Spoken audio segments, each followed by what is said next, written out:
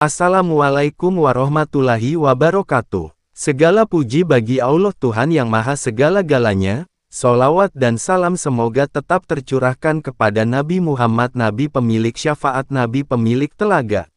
Saudaraku yang berbahagia, sebelum mendengarkan video ini, jangan lupa untuk menuliskan sholawat di kolom komentar. Semoga kita senantiasa diakui sebagai umat yang mencintai Nabi Muhammad. Saudaraku yang berbahagia, ini adalah terakhir kali kita membahas tentang penyakit hati yang bernama ghibah, dan akan kita bahas penyakit hati yang lain dari Ihya Ulumuddin. 1. Ghibah, luka yang tak terlihat. Di dalam kehidupan manusia, ada luka-luka yang kasat mata dan bisa segera disembuhkan dengan obat atau perawatan. Namun ada pula luka yang tidak terlihat, tetapi lebih dalam, lebih pahit, dan lebih lama untuk dipulihkan. Luka itu adalah ghibah, ucapan yang keluar dari lisan, menusuk hati orang lain, lalu menyisakan bekas luka yang tidak pernah benar-benar hilang. Imam Al-Ghazali dalam Ihya Ulumuddin menggambarkan ghibah sebagai penyakit yang menggerogoti amal manusia. Ia bukan sekadar dosa kecil yang dianggap remeh, melainkan racun yang bisa menghancurkan sendi-sendi kebaikan. Bahkan, ghibah bagaikan api yang melahap kayu kering, cepat, panas, dan tanpa ampun. Dalam kehidupan sosial, ghibah hadir seperti bisikan halus yang tampak ringan, tetapi sesungguhnya ia adalah pengkhianatan terhadap persaudaraan, kejujuran, dan keikhlasan. Lidah yang diciptakan Allah sebagai sarana berzikir, mengucap kebaikan, dan menebar salam, justru sering berubah menjadi pedang yang melukai, tanpa pernah meneteskan darah namun meninggalkan nestapa.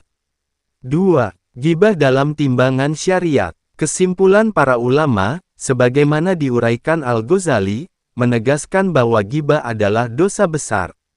Ia dilarang bukan hanya karena menyakiti orang lain, tetapi juga karena mencerminkan hati yang sakit. Allah berfirman dalam Al-Quran, "Dan janganlah sebagian kamu menggunjing sebagian yang lain. Sukakah salah seorang di antara kamu memakan daging saudaranya yang sudah mati? Maka tentu kamu merasa jijik kepadanya. Bertakwalah kepada Allah, sesungguhnya Allah Maha Penerima Tobat lagi Maha Penyayang." Quran Surat Al-Hujurat 12. Ayat ini tidak sekadar larangan, melainkan perumpamaan yang sangat kuat. Allah tidak menggambarkan ghibah dengan kata-kata ringan, melainkan dengan memakan daging saudara yang telah mati, perbuatan yang menjijikkan, hina, dan tak layak dilakukan oleh manusia yang masih memiliki nurani. Maka, kesimpulan pertama dari seluruh pembahasan ghibah adalah, ghibah bukan sekadar dosa lisan, melainkan penghinaan terhadap kemanusiaan, pengkhianatan terhadap persaudaraan, dan pengotoran hati yang seharusnya bersih.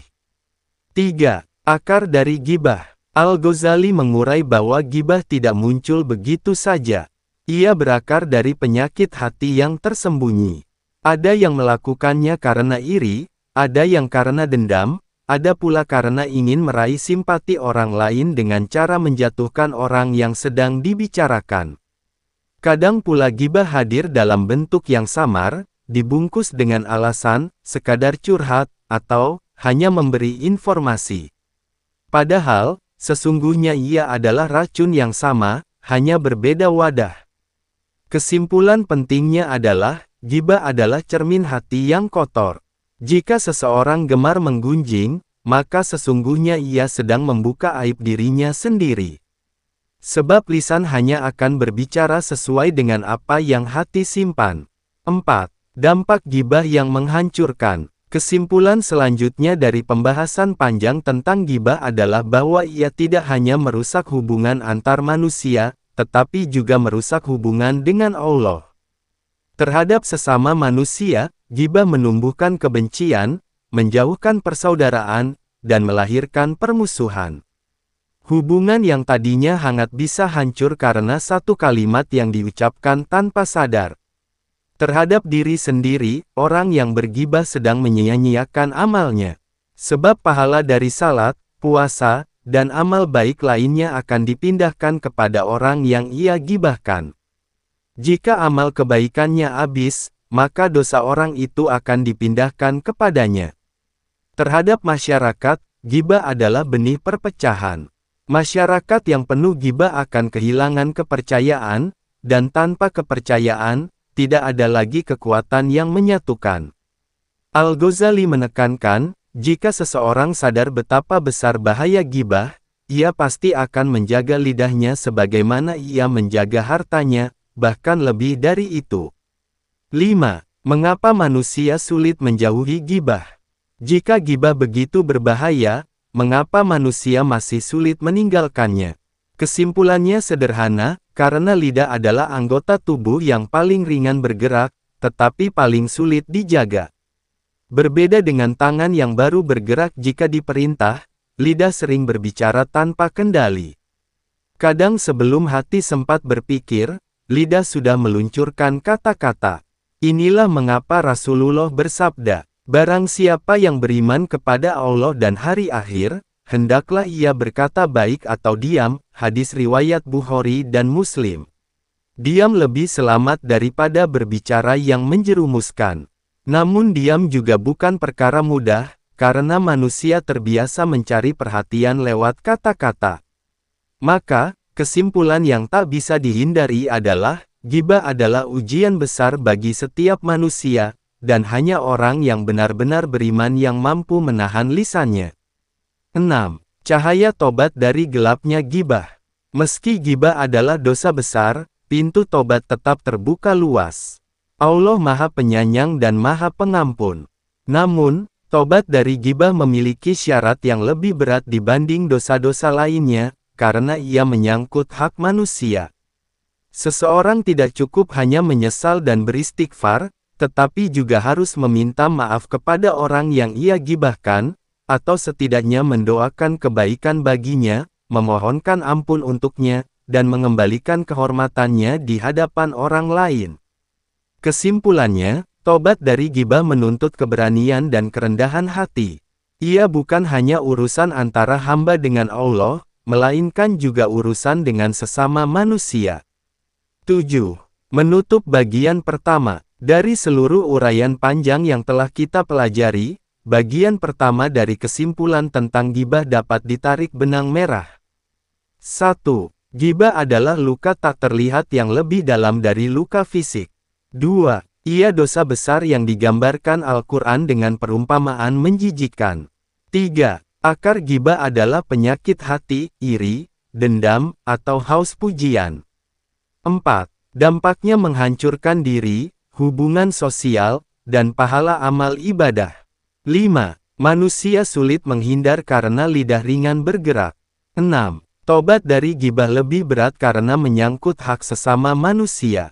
Maka, barang siapa ingin selamat dari bahaya gibah, ia harus belajar menutup pintu lisannya, menjaga hatinya tetap bersih, dan selalu mengingat bahwa setiap kata akan dimintai pertanggungjawaban di hadapan Allah. Baik, mari kita lanjutkan ke bagian kedua dari narasi kesimpulan pembahasan gibah ini.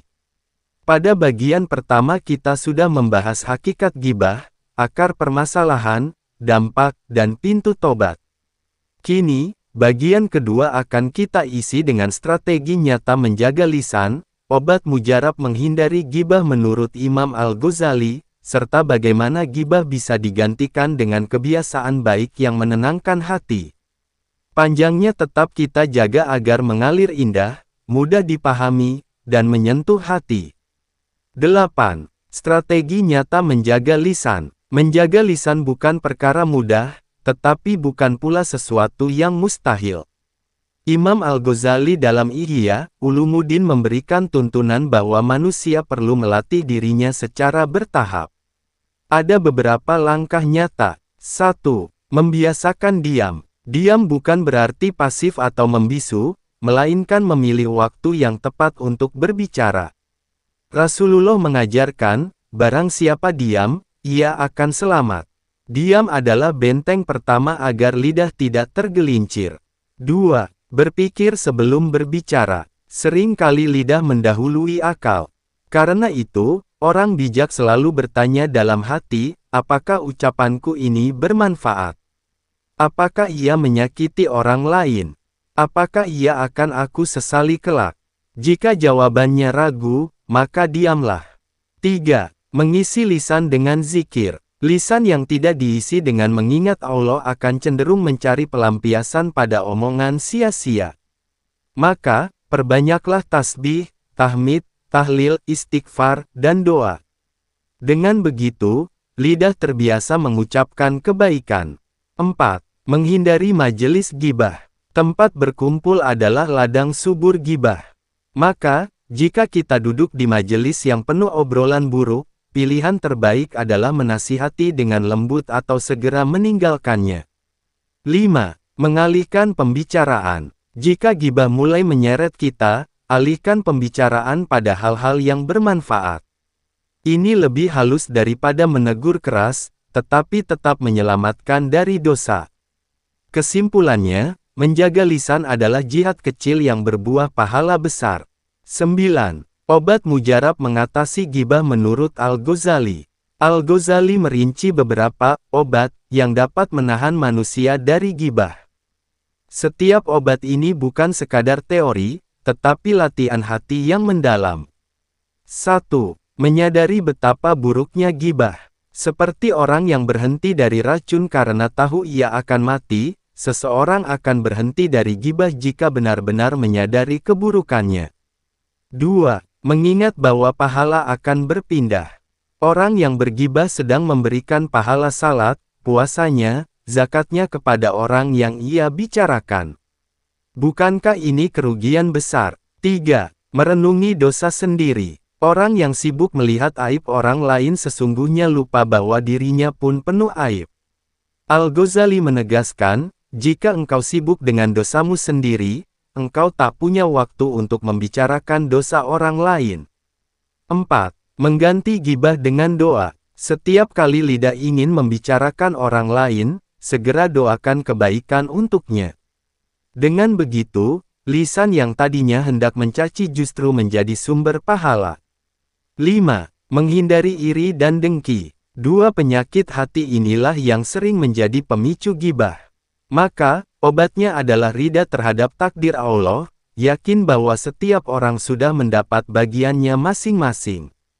Kesimpulannya, gibah tidak bisa hilang hanya dengan menutup mulut, tetapi harus diiringi dengan membersihkan hati.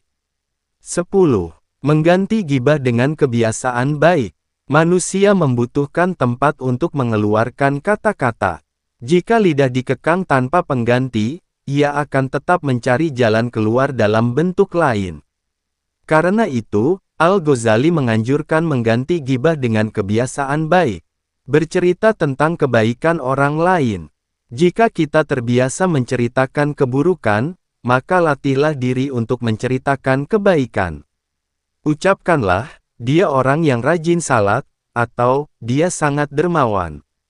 Dengan begitu, lisan tetap bergerak, tetapi membawa pahala.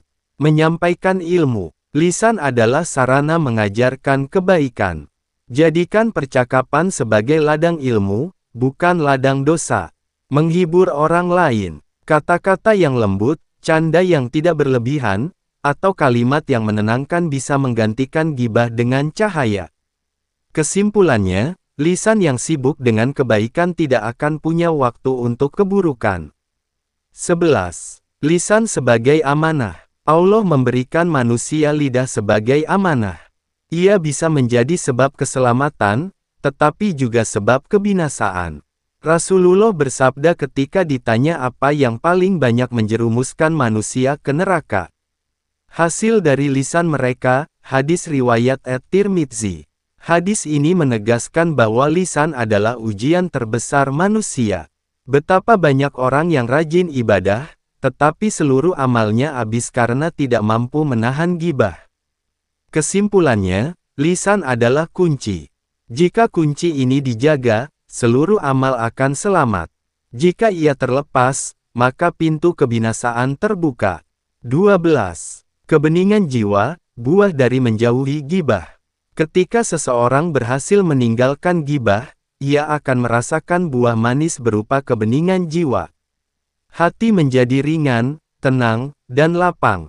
Tidak ada lagi dendam, tidak ada lagi iri, karena lisannya terjaga dari menyebarkan keburukan. Lebih dari itu, ia akan merasakan manisnya iman. Sebab menjaga lisan adalah tanda nyata dari iman yang hidup. Kesimpulannya, menjauhi ghibah bukan hanya menyelamatkan dari dosa, tetapi juga membuka pintu ketenangan hati. 13.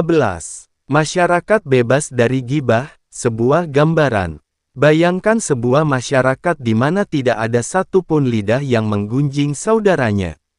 Setiap orang sibuk dengan perbaikan diri sendiri, sementara terhadap orang lain ia hanya melihat sisi baiknya. Majelis-majelis penuh dengan percakapan yang menyejukkan, saling menasihati dengan kebaikan, saling menguatkan dalam doa. Tidak ada bisikan yang mencurigakan, tidak ada senyum sinis yang menusuk dari belakang. Masyarakat seperti ini akan memancarkan cahaya ketulusan. Persaudaraan diikat dengan rasa saling percaya. Orang-orang akan merasa aman meninggalkan hartanya, merasa nyaman meninggalkan keluarganya, karena yakin bahwa tidak ada yang akan menodai nama baik mereka. Inilah gambaran umat yang sehat menurut Al-Ghazali, masyarakat yang lisannya terjaga. Sebab, jika lisan sudah bersih, hati pun akan bersih, dan dari hati yang bersih lahirlah amal-amal besar yang menegakkan peradaban. 14. Persaudaraan yang disucikan. Dalam pandangan Islam, persaudaraan bukan sekadar hubungan darah atau kesamaan tempat tinggal, tetapi ikatan iman. Rasulullah bersabda, seorang muslim adalah saudara bagi muslim yang lain, ia tidak menzaliminya dan tidak pula membiarkannya. Hadis riwayat Bukhari dan Muslim. Bagaimana mungkin seseorang mengaku saudara, tetapi di saat yang sama ia menzalimi saudaranya dengan ghibah? Bagaimana mungkin ia menjaga hak-hak lahir, tetapi merampas hak batin berupa kehormatan? Al-Ghazali menegaskan bahwa salah satu tanda persaudaraan sejati adalah menjaga kehormatan saudara, baik di hadapannya maupun di belakangnya. Jika kita membela saudara ketika ia digunjingkan, maka Allah akan membela kita di dunia dan akhirat. Maka, kesimpulannya, ghibah bukan hanya merusak individu, tetapi juga meruntuhkan persaudaraan. Menjaga lisan berarti menjaga ikatan iman. 15. Dunia yang dipenuhi rahmat. Jika ghibah dihapuskan dari bumi, rahmat Allah akan turun lebih banyak. Sebab, tidak ada lagi dosa yang merusak persaudaraan, tidak ada lagi kedengkian yang membakar hati. Suami istri akan lebih harmonis karena tidak ada bisikan yang mengadu domba. Tetangga akan lebih rukun karena tidak ada cerita miring yang memutus silaturahmi. Umat Islam akan lebih kuat karena tidak ada fitnah yang mengoyak dari dalam. Inilah gambaran dunia penuh rahmat. Dunia yang diimpikan para ulama dan diwariskan oleh Rasulullah. Dunia di mana setiap lisan bertasbih, bukan menggunjing. 16. Doa penutup dari luka ghibah. Akhir dari segala pembahasan adalah doa. Sebab, betapapun manusia berusaha menjaga lisannya, ia tetap lemah tanpa pertolongan Allah. Ya Allah, Engkau ciptakan lidah kami untuk menyebut nama-Mu. Namun seringkali ia tergelincir pada dosa.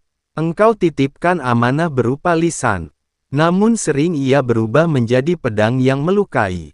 Ya Allah, sucikanlah hati kami dari iri, dengki, dan dendam. Agar lisan kami tidak lagi sibuk dengan aib orang lain. Ajarkanlah kami melihat kebaikan saudara kami. Dan butakan mata kami dari keburukan mereka. Ya Allah, jika pernah lisan kami menggores luka, maka tutuplah dengan ampunan-Mu, dan gantilah dengan doa yang mengalirkan kebaikan. Lindungilah kami dari dosa ghibah di dunia, dan selamatkan kami dari siksa akibatnya di akhirat. 17. Menutup seluruh kesimpulan. Jika seluruh uraian ghibah dari awal hingga kita simpulkan, maka kesimpulan agung dari pembahasan ghibah adalah 1. Ghibah adalah luka tak terlihat yang lebih berbahaya dari luka fisik. 2. Ia dosa besar yang menghancurkan amal dan persaudaraan. 3. Akar ghibah adalah penyakit hati, iri, dengki, dan dendam. 4. Dampaknya meluas, merusak diri, merusak orang lain, dan merusak masyarakat. 5. Obatnya ada 2, menjaga lisan dengan latihan nyata dan membersihkan hati dari penyakit. 6. Persaudaraan sejati lahir dari lisan yang terjaga dan hati yang ikhlas. 7. Masyarakat bebas ghibah adalah masyarakat yang penuh rahmat, kuat, dan beradab. 8. Doa dan pertolongan Allah adalah kunci agar kita mampu selamat dari racun ghibah. Pada akhirnya, ghibah adalah cermin dari siapa diri kita. Jika kita mampu menahan diri dari menggunjing, maka kita telah melangkah menuju derajat insan kamil, manusia yang hatinya bening, lisannya suci, dan amalnya diterima Allah. Maka, wahai diri, ingatlah selalu pesan Al-Ghazali. Jagalah lidahmu, karena ia bisa menyelamatkanmu atau menjerumuskanmu. Jangan engkau gunakan ia kecuali untuk kebenaran, karena ia adalah amanah yang akan dimintai pertanggungjawaban. Sekian, terima kasih telah mendengarkan. Wassalamualaikum warahmatullahi wabarakatuh.